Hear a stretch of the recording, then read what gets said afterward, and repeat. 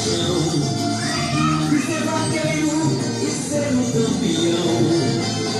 Na vaquejada sempre fui batalhador, consegui respeito por ser um vencedor.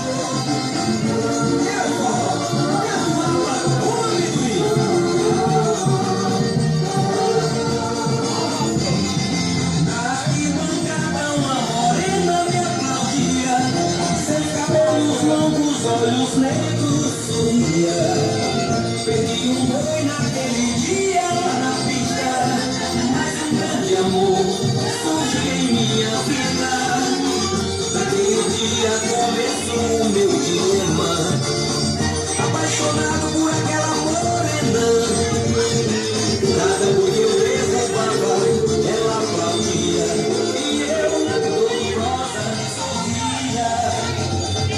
Então começamos um amor apaixonado. Ela vivia na garupa do meu cavalo. Meus planos já estavam cansados em meu coração, de tê-la como esposa ao pedir a sua mão. De tristeza abalou meu coração quando seu pai negou-me sua mão. Desprezou-me por eu ser um vaqueiro, pra sua filha só queria um fazendeiro.